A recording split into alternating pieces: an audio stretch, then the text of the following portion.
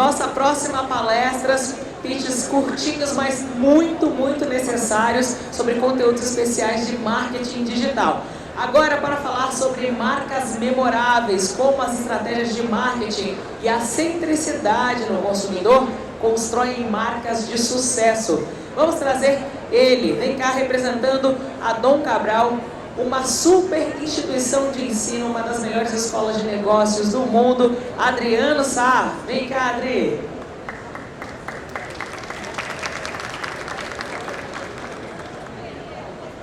E Adriano terá 30 minutos de exposição, podendo deixar os últimos 10 para a participação de vocês com perguntas.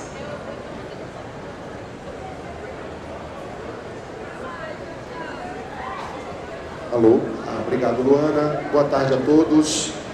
A gente vai precisar ser bastante objetivo aqui, porque o tema é enorme, dá para falar com vocês 5 dias sem parar e a gente tem só 30 minutos.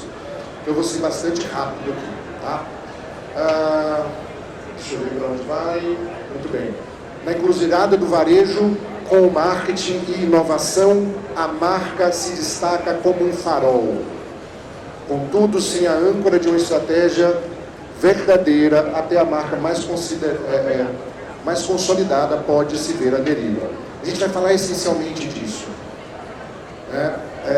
Eu vi um pouco dos painéis anteriores, do Eduardo, vi daquele painel com vários colegas aqui, e uma das coisas que eu tive a oportunidade rodando a feira, e com muito respeito, vou falar isso, é que é tudo muito mais do mesmo. E a gente vai precisar se diferenciar. Eu tive uma dúvida, eu estou com meu filho aqui, ele está empreendendo na área de educação, e a gente ficou discutindo assim, como você se diferencia se é papel, caneta, caderno, lápis e mochila. Então vamos falar de uma das formas, não é só isso, mas uma das formas é marca. Muito bem, as empresas que eu já passei, eu passo fazendo algum projeto, não vamos gastar tempo com isso. Eu aponto para onde, Luiz? Para cá. Para cá, para cá. Aí. Tá voltando. Não. Aí, entrevistas, nosso time, algumas entregas, beleza? Mas eu quero ir para o conteúdo propriamente dito. Vamos ver. Meu currículo. Deixa eu voltar uma aqui, rápido. Deixa eu voltar um. Caramba. Será que eu consigo voltar um? Aí, obrigado. Para quem quiser receber essa apostila, anota depois meu e-mail, meu WhatsApp, manda para mim que eu mando, tá? Manda, Adriano, eu estava lá na sua palestra da Escolar, você pode disponibilizar a palestra, pode disponibilizar os slides, sem problema, porque não vai dar tempo de falar tudo. Então é mais fácil vocês receberem, ok? Muito bem, está aqui, telefone, e-mail. Adriano, como está pequenininha a letra, só fala para o pessoal pausadamente o seu e-mail, por favor. É simples, adriano@adrianosa.com.br. Tão simples quanto isso, ok? adriano@adrianosa.com.br. Muito bom. Onde a gente está? Vamos falar um pouco sobre onde a gente está. Eu vou mostrar um vídeo, é bem curtinho, e eu volto para comentar o vídeo na sequência. Luiz, beleza?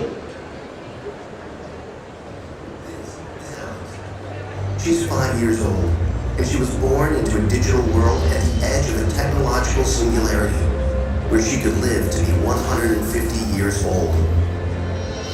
Imagine all the advances of the last 150 years, each discovery building on the last to alter the way we live, relate, consume, and perceive.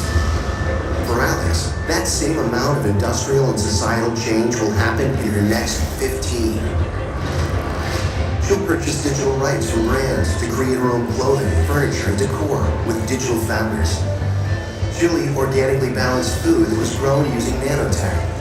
She'll know someone whose life was saved by a 3D printed organ implanted by a doctor operating remotely. She'll carry safer, digitally integrated ID and forms of payment, driven by the blockchain of everything. And that's just until she's 20.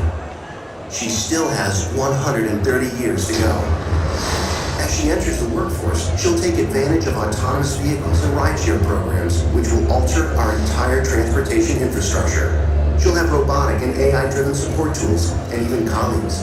the very notion of an employee will change. All these advancements will open us up to a new world of imagined possibilities. What role will your enterprise play in creating this world? Her world. You'll need to embrace it as a freely moving digital enterprise, shedding your technical debt. The pace of change will continue to accelerate. Enterprises will have to adapt faster, all to serve the wants and needs of a 5-year-old. Her future and your future are linked, and leading that future will be your digital enterprise. It's time to reimagine your business model, your organization, your world. It's time to reimagine everything. A Deloitte, não sei por que ele está indo e voltando. Aí, boa, obrigado, Luiz. A Deloitte fala de reimaginar, eu gosto de ressignificar. A gente precisa ressignificar algumas coisas. Nessa jornada rápida que eu fiz na feira, uma das coisas que me ocorreu, e aí eu ouvi aqui, não se fala de tecnologia no setor. Ou quando se fala pouco. Não vi nada de tecnologia, nada.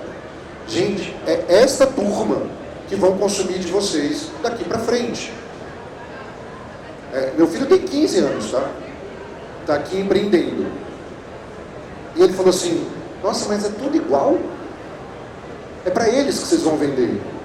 Não pode ser tudo igual, né? Então a primeira pergunta que eu quero fazer é, marca trabalha para marketing ou marketing trabalha para marca? Mas essa pergunta é capciosa mesmo, ela é provocativa para a gente pensar. Eu ouvi uma colega dizendo mais cedo no painel aqui, que tem gente que disse que não tem tempo para fazer site a essa altura do campeonato. Pessoal, o varejo brasileiro está bombando na internet há mais de 10 anos. E a gente reclama que vende menos, que vende pouco, que há crise, que não tem dinheiro. O consumidor está comprando na internet. A gente não pode deixar de estar lá. Um perfil na rede social, um site, alguma coisa. A gente precisa ter presença digital. E a gente precisa ter presença digital lembrando que tudo, no final do dia, é marca.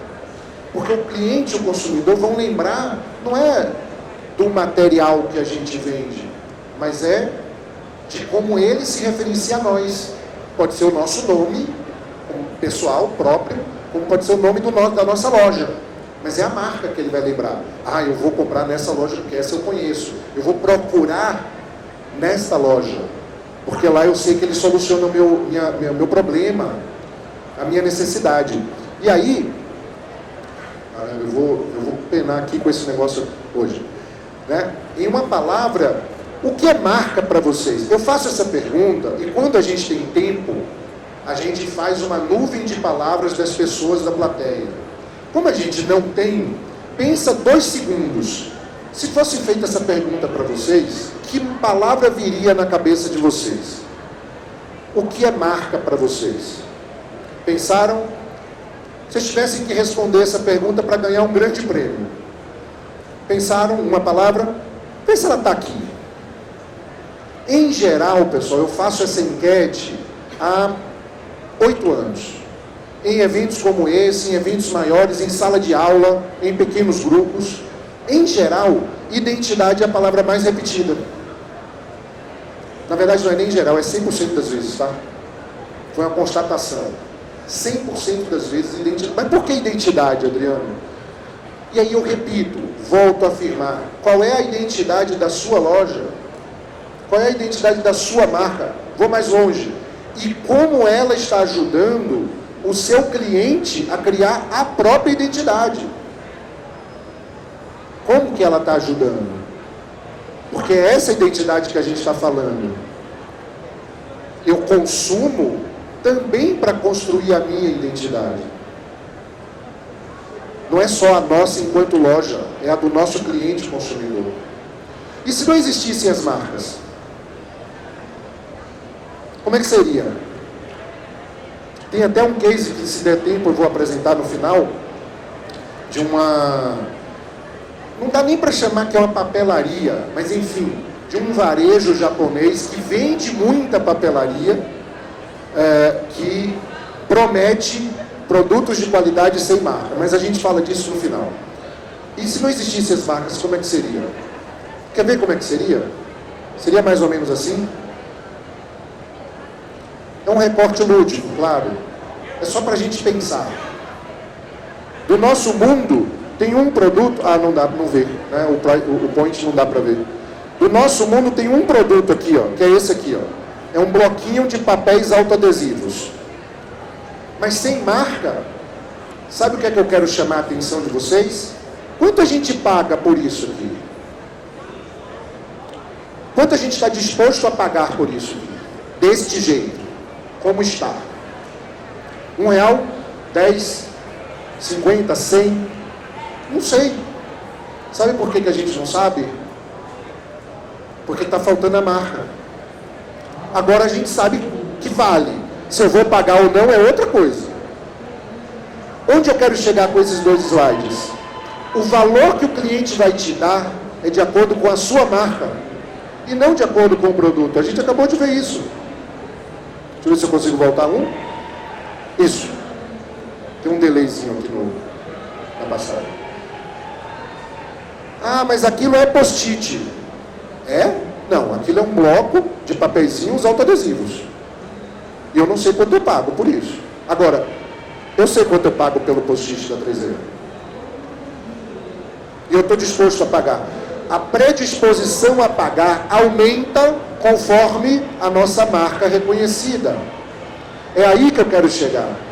Mas, Adriana, minha papelaria é igual a do meu vizinho ou a do meu concorrente. Então a gente precisa conversar. Porque se for igual, você vai cair numa coisa que a gente chama de comoditização. O que é comoditização? Vem da onde commodity? Comum. É igual. Qual que é o drive de negociação? Preço. Aí você vai ficar, não, eu cobro menos 10 centavos. Ele fala, menos 15. Aí você fala, menos 30. Aí ele fala, menos 50. Quebra. Negócios quebram. Você não pode ficar no preço. Você tem que aumentar o que a gente vai chamar lá na frente de valor. Mas eu vou falar já sobre isso. Olha aqui, só um exemplo para vocês, é só um exemplo, só para criar essa narrativa. Mesmo ponto de venda, mesmo ponto de contato, mesmos produtos, mesmos serviços, e os clientes escolhem um banco. Como que eles escolhem? Se todos têm gerente, então tem porta giratória, tem conta corrente, tem juros, tem financiamento, tem cartão de crédito, todos têm. Todos têm o mesmo produto. E aí, aqui esse slide eu gosto de lembrar, que eu vou repetir. Pessoal, com raríssimas e honrosas exceções, as coisas estão iguais. Então, como que você diferencia um do outro? Eu vou dizer uma coisa aqui para vocês. Daqueles bancos todos ali, tem um que muda o mundo. Tem um que tem uma menininha que fala palavras difíceis. Tem um que promete, leia para uma criança, e ali tem um projeto social.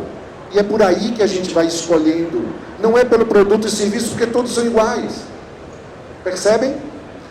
Aí eu pergunto, qual é o diferencial de vocês, no varejo de vocês? Como que vocês estão criando esse eu mudo o mundo? A gente chega numa questão de cadeia de valor. O que é cadeia de valor, Adriano? Essa setinha azul que vocês estão vendo é uma expressão que a gente fala muito no mundo dos negócios, vocês sabem tanto quanto eu. Agregação de valor. Ou seja, adicionar algo que alguém paga por isso. Valor. Dinheiro mesmo, tá? Então, eu adiciono algo que alguém paga. Vou dar um exemplo aqui bem próximo, tá? Uma saca de café em grão verde, mais ou menos 60 quilos, está custando em torno de R$600. 1 quilo de café torrado e moído no supermercado está custando R$40 1 quilo. 500 gramas, R$20, mais ou menos, R$40. Obrigado. R$40. 1 quilo. Se você for para uma cafeteria, e tem algumas aqui na praça de alimentação, a gente vai pagar ali em torno de R$18 com pão de queijo. R$18 30 ml de café com pão de queijo. Agora, se a gente for ou na Starbucks, que é uma cafeteria americana, ou comprar as cápsulas da Nespresso, vocês já fizeram a conta de quanto a gente paga? Por que é isso, Adriano? Eu vou contar para vocês rapidamente. 1 quilo do café da Nespresso, se a gente abrisse as cápsulas e colocasse numa balança até dar 1 quilo, dá quase R$1.000. Mas a gente toma, primeiro porque eles não vendem café. E eles não vendem por quilo. Eles vendem por cápsulas. Mas eles, na verdade, estão vendendo a chamada experiência. E eu pergunto, como é que a gente está falando sobre experiência de um cliente, de um consumidor, no meio de papelarias e livrarias? O que a gente está fazendo? Como a gente está falando sobre isso? Eu confesso que eu estou angustiado. Eu queria conversar muito com vocês, e não só 30 minutos. Queria conversar mesmo, porque eu acredito nisso, tá? Aliás, amanhã, para quem estiver aqui amanhã, a minha esposa vai estar aqui, ó, no painel, falando merchan da palestra dela aqui, falando sobre papelarias, livrarias e escolas, eu acho que é isso, o match perfeito, né? Ela é diretora de escola, de uma escola aqui em São Paulo, e ela vai estar aqui conversando com vocês. Muito bem. Essa é outra forma de ver a mesma coisa. Quanto mais eu diferencio o meu produto e serviço, mais eu consigo cobrar por ele. Basicamente é isso. De verdade, gente, isso tem décadas, tá? Não é novidade o que eu estou contando para vocês. Isso tem décadas. Então, se eu estiver vendendo a mesma coisa do meu concorrente do lado, se eu estiver vendendo da mesma forma, por que as pessoas vão pagar mais caro para mim? Não sei te responder essa pergunta, para te falar bem a verdade. Aí a gente chega em outro conceito teórico, que é o Jobs to be done, que, numa tradução livre, é o que realmente o cliente quer. O que ele quer? Pergunta: quantas vezes vocês saíram de trás do balcão e conversaram com os clientes? Mas não é assim, o que você quer, cliente? Ele vai responder, um caderno. Não. Para que o caderno? Uma vez eu entrei na loja da Apple para comprar um computador. A primeira vez, primeiro computador que eu tive Apple.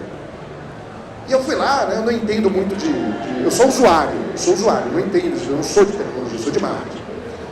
E aí eu falei assim, o rapaz veio me atender, posso ajudar? Como todo vendedor de varejo, pode. O que o senhor está procurando? Estou procurando um computador. Aí ele fez a pergunta mágica: para que o senhor quer um computador? E aquilo me impressionou. Falei, olha, eu faço isso, eu vou usar para isso. Para isso? Esse aqui já serve para o senhor. Não era o mais caro. Era o intermediário. Mas aquele já era o suficiente para mim. Então ele entregou algo personificado, customizado, melhor, dentro da minha necessidade, do meu desejo. O Clayton Christensen fala um pouco sobre isso. Vou passar um videozinho, tem uns 3 minutos o vídeo dele, dá tempo. E aí a gente volta a falar. O áudio, Luiz, por favor.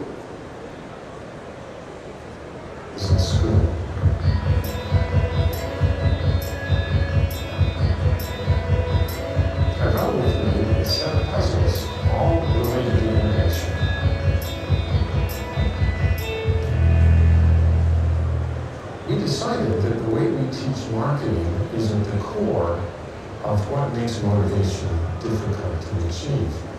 The most helpful way we've thought of it so far is that we actually hire products to do things for us. And understanding what job we have to do in our lives for which we would hire a product is really the key to cracking this problem of motivating customers to buy what we're offering. So I wanted just to tell you a story about a project we did for one of the big fast food restaurants. They were trying to boost up the sales of their milkshakes. They had just studied this problem up in the zoo. They brought in customers who fit the profile of the quintessential milkshake consumer. They would give them samples and ask them to tell us how we can improve our milkshakes so you buy more of them. Do you want it chocolatey, cheaper, chunkier, chewier? They get very good feedback. They would then improve the milkshake on those dimensions, and it had no impact on sales or profits whatsoever. So one of our colleagues went in with a different question on his mind, and that was, I wonder what job arises in people's lives that cause them to come to this restaurant to hire a milkshake. So we stood in a restaurant for 18 hours one day and just took very careful data. What time did they buy these milkshakes? What were they wearing? Were they alone? Did they buy other food with it? Did they eat it in the restaurant or drive off with it? It turned out that nearly half of the milkshakes were sold before 8 o'clock in the morning. The people who bought them were always alone. It was the only thing they bought, and they all got in the car and drove off with it. So to figure out what job they were trying to hire it to do, we came back the next day and stood outside the restaurant so we could confront these folks as they left the milkshake in hand. In a language that they could understand, we essentially asked, excuse me please, but I gotta sort this puzzle out. What job are you trying to do for yourself that caused you to come here and hire that milkshake? They didn't struggle to answer, so we didn't help them by asking other questions like, well, think about the last time you were in the same situation, needing to get the same job done, but you didn't come here to hire a milkshake. What did you hire? And then as we put all of their answers together, it became clear that they all had the same job to do in the morning. That is, they had a long and boring drive to work. And they just needed something to do while they drove to keep their commute interesting. One hand had to be on the wheel, but somebody given another end, there wasn't anything in it. They just needed something to do while they drove. They weren't hungry yet, but they knew they'd be hungry by 10 o'clock, so they also wanted something that would just pump down the unsafe for the morning. Good question. How do we do this job? I've never framed the question that way before, but last Friday I hired a banana to do the job. Take my word for it, we never hired bananas. They're gone in 3 minutes, you're hungry by 7:30. If you promise not to tell my wife, I probably hire donuts twice a week, but they don't do it well either. They're gone fast, they come all over my clothes, they get my fingers gluey. Sometimes I hire bagels and goes, no, they're so dry and tasteless. Then I have to steer the car with my knees while I put jam on it and then the phone rings we got a crisis. I remember I hired a Snickers bar once, but I felt so guilty I've never hired a Snickers again. But let me tell you, when I come here and hire this milkshake, it is so viscous. It easily takes me 20 minutes to suck out that pink straw. Who cares what the ingredients are? I don't. All I know is I'm full all morning and it fits right here in my cup holder. Well, it turns out that the milkshake does the job better than any of the competitors, which in the customer's minds are not Burger King milkshakes, but it's bananas, donuts, bagels, Snickers bars, coffee, and so on. But I hope you can see how, if you understand the job, how to improve the product becomes just obvious.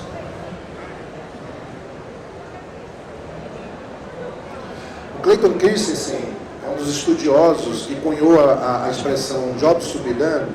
E o que ele quer dizer? Ele diz assim, olha gente, as pessoas não compram pura e simplesmente os produtos, elas têm uns porquês disso.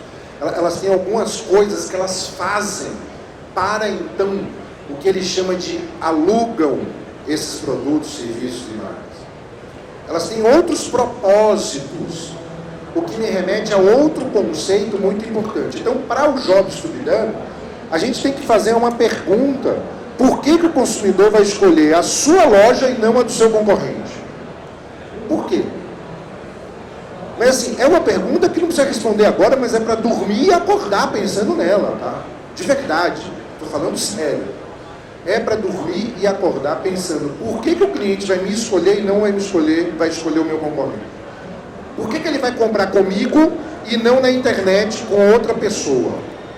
Por quê? E aí a gente vai para outro conceito, eu vou ser bastante objetivo aqui, não vou passar o vídeo, mas eu vou explicar. O Simon Sinek cunha uma metodologia chamada Golden Circle ou Círculo Dourado. O que é isso, Adriano? É isso aqui, ó. Ele diz o seguinte: existe um porquê as pessoas compram. Existe um como as pessoas compram e existe um que as pessoas compram. Tá? Então, o que está na linha de fora, o como está na linha do meio e o porquê é o centro da atenção. Esse é o porquê. O porquê tem a ver com crença, o porquê tem a ver com propósito, né? Tem a ver com proposta de valor, tem a ver com aquilo que é só seu e não do seu concorrente. Aí sim ele vai escolher o seu. Porque, eu repito, as coisas são parecidas, são semelhantes, se não são iguais. Né? Minha família teve varejo há muitos e muitos anos atrás, de discos, long play, e depois de serviços, de salão, de beleza, de cabeleireiro, etc. Eu me lembro claramente como a gente perdeu cliente para os shoppings na época. A gente era uma loja de rua. Então o valor agregado foi ter estacionamento, o valor agregado foi ter outras lojas, outros serviços próximos. Né? Não era exatamente o que você vendia, eram outras coisas. Então eu repito, que outras coisas são essas que você vai oferecer para o seu cliente, escolher você e não o outro. Bom, aí ele fala, né? O que? São produtos que você vende, serviços que você oferece, que é outra coisa que a gente nem tem tempo para falar aqui, serviço agregado. Ah, eu não entrego. Né? Não, como assim você não entrega? Todo mundo entrega. Só você não... E hoje é fácil entregar, né? Com Rappi, iFood, Uber, Flash e sei lá quantas soluções a gente tem. É fácil entregar. As pessoas pagam. Não é para sair do seu bolso, não. As pessoas pagam o frete. Está tudo certo. Tá? Se quiser passar na minha loja, é de graça o frete. Mas se você quiser, eu posso mandar entregar para você também. Quanto custa? R$15. A compra é de quanto? 85. Vai ser 100. A pessoa paga. Façam o teste. As pessoas pagam. Ok? Quem não quiser pagar, passa na loja e pega.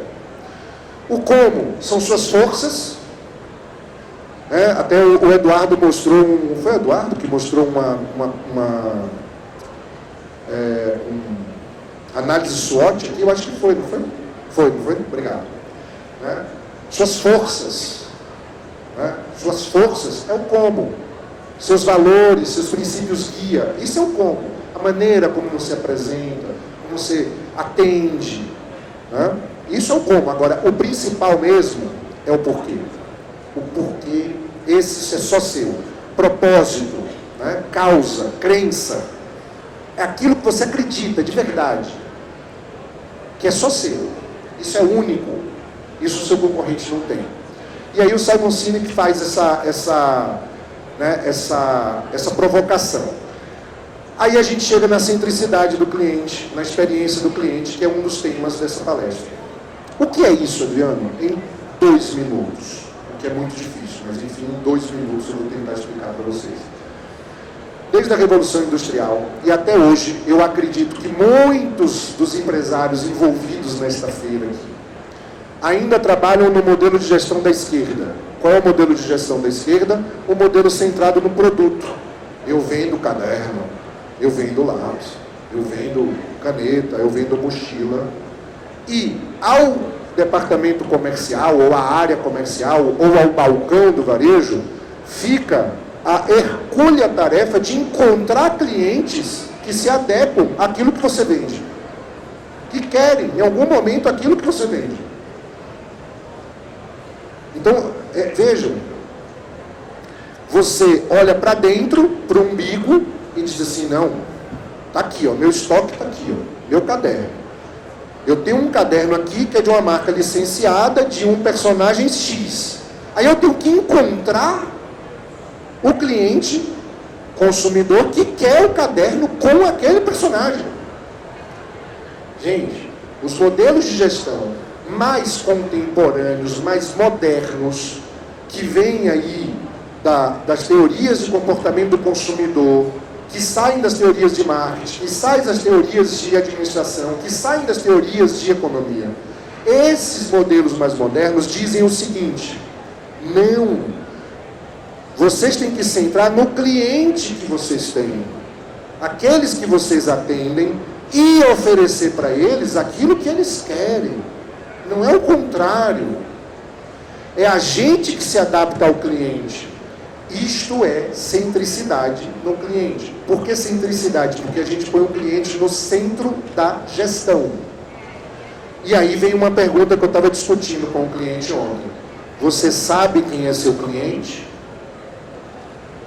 Infelizmente, eu vou usar Pareto aqui para não errar, 80% dos empresários hoje ainda não sabem responder essa pergunta. E está tudo bem, veja, não é uma crítica pessoal. É que a gente está... eu tive um chefe na indústria, eu fui executivo durante muitos anos, tive um chefe que falava que se a gente faz dessa forma, a gente fica na inércia ativa. O que é inércia ativa? A gente trabalha, pedala, mas não sai do lugar. Então assim, eu estou comprando da mesma forma que eu comprava no passado, que eu comprava 10 anos atrás, que eu comprava 20 anos atrás, para vender da mesma forma hoje, em 2023. Está provado. Aliás, o Eduardo estava aqui falando de uma plataforma que não existia até pouco tempo atrás. Está provado que hoje, se você centraliza a sua gestão no cliente, você tem a oportunidade de vender mais, melhor, aumentar a frequência, aumentar o volume, aumentar o ticket médio e tornar o negócio perene, alavancar negócios. Mas, desculpem, não é fácil. Eu sei que não é fácil, dá trabalho. Dá trabalho porque precisa saber quem é o cliente. Se você não sabe quem é o cliente... Essa empresa de ontem, ela estava falando assim, não, porque a gente quer, Adriano, sua ajuda para traçar a jornada do cliente. Massa, legal, vamos. Quem é o cliente? Silêncio. Não, então desculpa, se não dá para traçar a jornada, se a gente não sabe quem é. Como que eu vou traçar uma jornada do cliente se eu não sei quem é o cliente? Então a gente vai começar por mapear o cliente. Quem são os clientes que compram com você? E aí a gente vai ter a jornada deles. Faz sentido para vocês? Então o que a gente quer dizer com tudo isso? A gente quer dizer o seguinte, outro exemplo aqui, mas é um exemplo fictício, tá? Antes, eu fabricava camiseta e saía atrás de quem queria comprar a minha camiseta. Hoje, eu sei quem é o meu cliente e eu ofereço a camisa que ele quer. E não só a camisa, eu não vou entrar muito nesse assunto, porque é um outro assunto, para outra palestra, outro encontro. Eu vou ofertar camisa, calça, tênis, meia. Leia o livro do Rony Mesler da Reserva que vocês vão entender. Ali o cara, 15 anos, já acabou de ler o livro do Rony Mesler para empreender. Né? Leia que vocês vão ver, o cara já tem hoje hotel, tem restaurante de uma marca de roupa. Por quê? Porque ele tem um cliente no centro. Então ele oferta para o cliente tudo aquilo que o cliente quer. Quer ver outro exemplo? Olha só, esse exemplo todo mundo vai lembrar. Quantas vezes a gente não quebrou esse negócio no chão? A gente enfiou uma faca para poder tirar o resto do ketchup que estava dentro do negócio de vidro. Alguém olhou para o cliente primeiro. Falou, cara, como que o cliente gosta desse negócio? Como que ele usa isso? Ah, ele usa assim. Então vamos inverter a embalagem, que é mais fácil para ele. A gente se adequa ao cliente, não é o cliente que se adequa a gente. Tem um resumo aqui, e eu quero passar por esse resumo rápido, porque eu quero falar dos cases. Então é assim, vocês vão receber, quem me pedir vai receber essa palestra. Aliás, Diana, vai ter à disposição, né? No site da feira? Boa, no site da feira... Oi? Portal Papeleiro, ótimo. Portal Papeleiro, vocês vão ter acesso a esses slides, ok? Também. Quem quiser me pedir também não tem problema. A ideia é a seguinte, à esquerda de vocês é como a gente geralmente faz a gestão. Mas a gente vai ter que fazer uma transição, que eu sei que tem uma curva de aprendizagem, mas a gente precisa fazer a transição para o lado direito. Tá? Então, assim, não vendemos produtos, servimos clientes. Olha a diferença. Parece um detalhe, mas faz toda a diferença. Toda a diferença. Os atributos não são os do produto, as necessidades dos clientes é que são os produtos que a gente vende. É isso que a gente atende. O processo de venda passa a ser de aprendizado à fidelização. Eu quero que esse cliente compre sempre. Eu quero que ele indique. Eu quero que ele entre no TikTok e faça um vídeo dentro da minha papelaria. É isso que eu quero. A nossa estrutura geralmente hoje está por tipos de produtos, a gente passa a ter uma estrutura nas companhias maiores segmentadas por clientes. O foco, de novo, deixa de ser de dentro para fora e passa a ser de fora para dentro finalmente. Finalmente, ouve o cliente. Tem que ouvir, tem que sair de trás do balcão, tem que conversar com o cliente, tem que conversar com o mercado, tem que olhar as tendências. Tem que vir aqui, como vocês estão fazendo. E que bom, é que vocês estão aqui, mas tem um montão de gente lá fora que não está fazendo. Aproveita tudo que vocês estão pegando aqui em todas as palestras. As métricas, a performance do produto era a métrica de estou vendendo muito, não estou vendendo bem, eu não estou vendendo. Não, eu quero saber performance de cliente. Quantos clientes estão satisfeitos? Quantos estão retornando? Quantos estão indicando? Os NPS, é outra coisa, é um tipo de métrica que a gente precisa fazer. Net Promoter Score. Quantos estão indicando a gente para os amigos e parentes, pessoas de confiança? E quantos estão falando mal? Isso é uma métrica de sucesso. Quanto maior o NPS, mais venda. Os dados do cliente são apenas mecanismo de controle? Não. É conhecimento profundo sobre ele. Por isso que a gente precisa saber quem ele é. Não dá, estou falando sério, tá? Eu estou arriscando meu nome aqui. Não dá para gerir negócios daqui para frente concentrados no produto. Principalmente no varejo. Se tem uma coisa que no varejo não dá, é isso. Tem 10 anos, tá? Que a gente já fala isso. Então, tem que olhar para o cliente, tem que olhar para o mercado. É ele que compra. Simples assim. É ele que compra. E o que uma coisa tem a ver com a outra? Tudo. Tudo. O porquê que a gente falou do Simon Sinek é para o cliente. Propósito para ele. Ele precisa encontrar propósito na nossa marca, na nossa loja. Ok? Ufa, estou correndo uma maratona aqui. Ó. Os cases. Isso vai dar tempo. Eu trouxe alguns cases positivos para a gente conversar e alguns cases negativos. Obrigado. A Barnes Noble, com uma forte presença online e física, eu li ali, ó, digital. Já falaram disso aqui. Esses painéis, pessoal, os nossos artistas, queridos artistas, o Lucas está ali desenhando. Obrigado, viu, Lucas? O que a gente está falando, tem a Camila, a Fernanda, esses painéis eles são resumos das palestras, tá? Então depois olhem com atenção, porque vale a pena.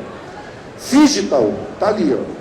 É quando você tem uma operação varejista que está tanto no físico, na loja física, quanto na loja online, quanto no e-commerce. Vale a pena, tem que estar. A Barnes & Noble, eles têm equilibrado as vendas de e-books com eventos na loja, promoções e um programa de membros frequentes, programa de fidelidade bem sucedido. Eles conseguiram se manter. A gente tem cases bem razoáveis no Brasil que não se conseguiram se manter. E eu conheço alguns desses empresários que faliram, desses grandes, desses parrudos. Mas sabe por quê? O rei na barriga. Imagina, não preciso fazer isso. Precisa. Sabe por quê? A gente não é nada. Quem é tudo é o cliente. É ele, o rei dessa história. É ele, é a ele que a gente serve. Não é ele que serve a gente. Outro exemplo, Walter Stones, a livraria britânica rejuvenesceu sua marca. Eu tenho certeza que aqui tem gente com marcas novas, negócios novos, gente com marcas mais tradicionais, negócios que já vêm de décadas. Aí a pergunta, e aí? Aliás, eu vou voltar ao cliente de ontem. Eles falaram assim, a nossa empresa tem 45 anos, mas a gente chegou à conclusão que o nosso cliente estava amadurecendo e, inclusive, morrendo. Falei, mas isso acontece com todo mundo. É a lei natural da vida. Por isso a gente tem um trabalho de rejuvenescer a marca de vez em quando. Porque você precisa rejuvenescer a sua carteira de clientes. Senão você morre junto com o cliente. Se seu cliente morre. Então essa marca rejuvenesceu fazendo parcerias com a Amazon para vender Kindles. Vocês conhecem muito bem, os leitores de livros eletrônicos. Em suas lojas, focando em uma abordagem local, permitindo que as lojas se adaptem às comunidades. Olha o que o Eduardo falou aqui. Comunidade, mercado, cliente, gente. Eu sempre falo, Olha, para dar certo no varejo, perdão, tem que gostar de gente. Essa é uma ciência humana, não é uma ciência exata. Tem que gostar de gente, tem que gostar de atender.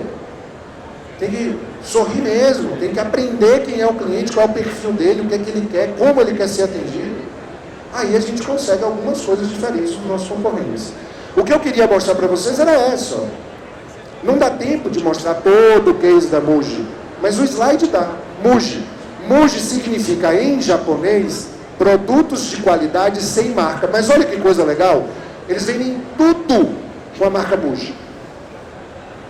Então a proposta de sem marca é um... Como é que eu posso dizer? É um marketing muito bem feito. Porque a grande marca deles é Muji. E não tem coisa mais hypada para as pessoas do que entrar numa loja Muji e sair com a sacola da Muji. Aquela sacolinha de pano, reciclável, reutilizável, né? Reutilizável. E aí, porra, você tá muito bem na fotografia. A Muji, que é essa marca japonesa de papelarias e artigos para casa, vocês entrarem hoje no site da Muji, vocês vão enlouquecer. Que eu enlouqueci quando eu entrei a primeira vez, alguns anos atrás. Eles vendem tudo que vocês imaginaram. Até roupa, até meia, até camisa. Um monte de artigos de decoração. Aí eu pergunto para vocês, vocês estão só no papel, no lápis, na caneta, na mochila? Abre o olho. O cliente é um só e ele compra tudo isso. Ok? Tem sido bem sucedido ao enfatizar a simplicidade e qualidade de seus produtos, bem como a sua responsabilidade ambiental. Isso é Muji. Não é brasileira, mas também no Brasil, atuando muito bem no Brasil, vocês conhecem bem, Faber-Castell. Os caras estão reinventando a roda. Mesmo. Aqui não é uma crítica negativa, é uma crítica positiva. Com uma abordagem centrada no cliente. Prestem atenção. Faber-Castell tem se concentrado na qualidade e inovação dos seus produtos, atraindo tanto artistas quanto entusiastas, clientes, consumidores. As lojas são verdadeiros centros de experiência. Mudou completamente o mindset, o modelo mental dos caras. Não, eu não vendo caneta só, lápis. Eu vendo um monte de outras coisas. Eu vendo um mundo. Eu vendo um arco-íris.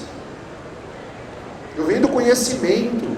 A possibilidade de você registrar coisas. Vai pensando nisso aí. Em meia hora de café, sairia grandes ideias. E eu acho que é por último dos cases positivos, a Kinokuniya, também oriental, é uma cadeia internacional de livrarias que aumentou suas vendas através da oferta de títulos internacionais raros e com foco na comunidade de mangás e animes. Focou. Esse é o cliente deles. O cliente que compra mangá, o cliente que compra anime, o cliente que compra título raro e internacional. Esse é o cliente, ele oferece para ele. Ok? É isso. E o que não deu certo, Adriano? É tudo lindo, tudo maravilhoso? Não, não é. A Borders não é, a Borders fechou.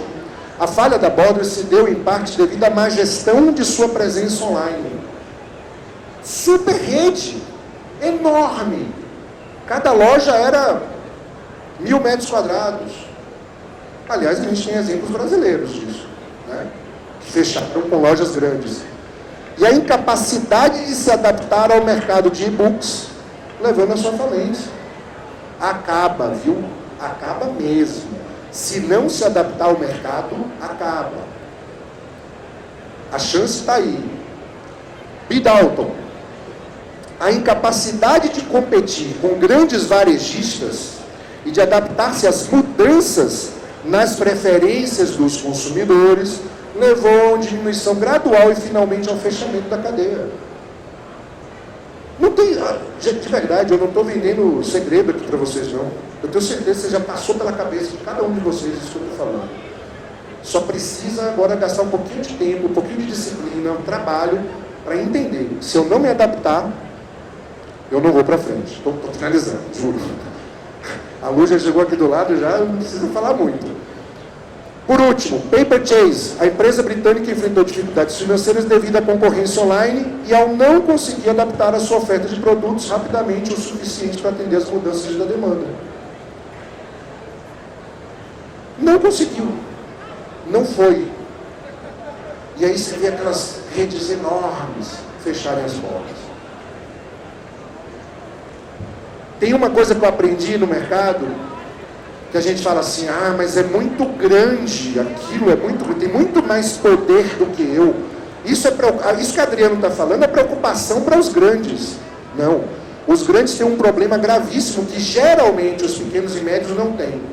Os grandes são muito grandes, e são como elefantes grandes no meio da sala. Para se adaptar é mais difícil. Os pequenos têm uma coisa, a agilidade. Se vocês focarem, se vocês souberem por onde fazer, vocês vão conseguir muito mais rapidamente se adaptar do que uma cadeia com 500 lojas, com 1000 lojas. Tudo bem? Faz sentido? Acho que é isso. Tinha mais um. Family Christian Stores. Esse case é bom. Eu acho que esse é o último. Focando apenas em um nicho de mercado, neste caso cristão, a falta de diversidade em seus produtos e a incapacidade de competir com vendedores online levou à falência. Não tem nada a ver com a religião que eu quero dizer aqui. Está tudo certo vocês venderem para uma religião. Só que, será que só alguns produtos, só para essa religião? Né? A gente, aliás, tem algumas editoras aqui que a gente conhece no Brasil que também estão com dificuldade de se manter. Porque é nicho do nicho do nicho do nicho. É assim, 85, 90% do mercado não é daquela religião. Aí você escolhe exatamente aquela religião de 10% do mercado. Ou seja, para cada 10 clientes, você vai só vender para um. Mesmo assim, você vai competir com o outro. Então, cuidado. Quando a gente fizer... Eu tive um cliente em São Luís, do Maranhão, que era assim. Não era de papelaria, era de outro segmento, mas que era estricto de uma única religião.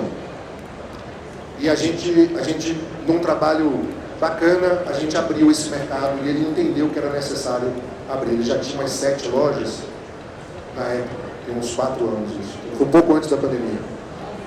E ele abriu o mercado, porque ele viu que o mercado estava se restringindo cada vez mais. Fizemos um estudozinho mostrando para ele, você tem que focar no grande, não no pequenininho. Né? O mercado maior, na grande oportunidade de mercado que você tem de vender e de crescer. É isso? Acho que é isso. Quer ver? Tá bom. Vamos ver. Aqui.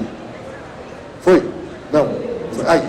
Consumidor é uma pessoa em primeiro lugar, consumidor em segundo. Nunca esqueçam disso. Consumidor é uma pessoa. Pensa sempre nisso. Como eu resolvo o problema desse cara? Ou dessa mulher, ou dessa criança?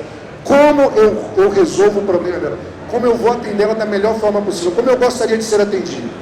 Consumidor é uma primeira pessoa, primeiro é uma pessoa e depois consumidor. E por último, não aceitem tá bom. Tá bom. Tá bom é pouco. Tá bom, não tá bom. Quando a gente mira no tá bom, a gente entrega menos do que tá bom. A gente tem que mirar no excelente. Às vezes a gente vai entregar o que é bom, mas a gente tem que mirar no excelente. Não mirem no menos do que o excelente. Isso faz da gente melhor do que o outro. Ok? Se a gente mirar no mais ou menos, o nosso concorrente vai sempre entregar mais do que a gente. Eu acho que é isso. Não vamos ver o vídeo agora, porque não vai dar tempo.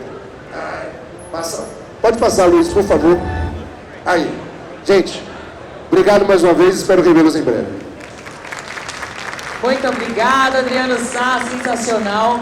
Olha, muito conteúdo. Adriano foi maratonista, hein? Fala sério, mas entregou com brilhantismo. Temos tempo para uma perguntinha. Já tem aqui uma. Tem pergunta? Oba! Temos. Fala o seu nome, por favor.